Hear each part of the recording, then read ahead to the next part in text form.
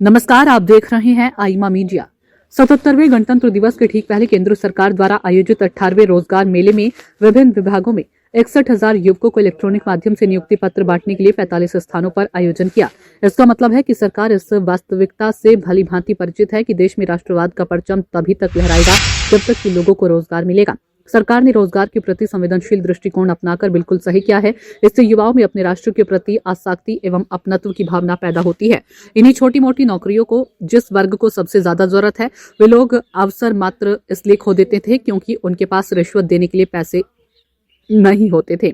इन्हीं तृतीय श्रेणी की नौकरियों को हासिल करने के लिए लोग अपनी जमीन जायदाद बेचकर रिश्वत के लिए धन जुटाते थे और जब किसी कारणवश वह धन सही हाथों में नहीं पहुंचता था तो बेरोजगार युवकों के माता पिता पूरे जीवन भर इसी विश्वासघात की चिंता में मानसिक पीड़ा से त्रस्त रहते थे।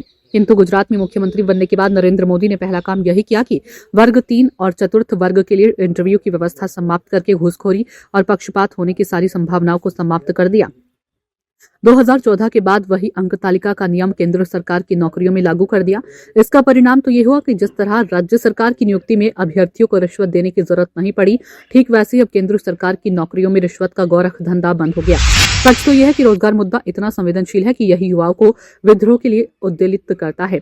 कोई भी सरकार युवाओं के आढ़सश को कुचलने के लिए बल प्रयोग नहीं करना चाहती, अन्यथा देश में गृह युद्ध की परिस्थितियां उत्पन्न होती हैं। सरकार आए दिन रोजगार के डेटा सार्वजनिक करते हुए यूं ही नहीं बताती कि इस वक्त कर्मचारी भविष्य निधि के सदस्यों की संख्या बढ़कर इतनी ज्यादा हो गई है।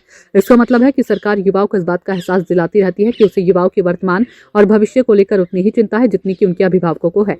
आज की तारीख में स्टार्टअप पारिस्थितिकी का चमत्कारिक तरीके से विस्तार हो रहा है।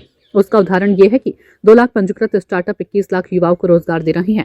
भारत अकेला ऐसा देश नहीं जो अपने अपने तरीके से रोजगार पैदा कर रही है। बहरहाल लोकतांत्रिक देश होने के कारण भारत में सरकारें हमेशा बेरोजगारी को लेकर संवेदनशील रही है।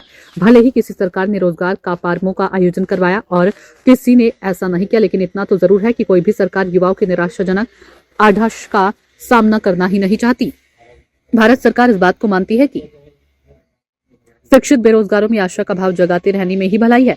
यही कारण है रोजगार मेलों, रोजगार चर्चा के रोजगार के लिए सरकार की योजनाओं की चर्चा प्रचार माध्यमों पर छाए रहते हैं। अब शनिवार को ही प्रधानमंत्री मोदी का ये कहना है कि वे विभिन्न देशों से व्यापार करने का प्रयास इसलिए कर रही हैं ताकि युवाओं को रोजगार मिल सके। इस तथ्य को पुष्ट करता है कि सरकार युवाओं के रोजगार को लेकर संवेदनशील है। आईमा मीडिया को यदि आप YouTube पर देख रहे हैं तो कृपया सब्सक्राइब करें।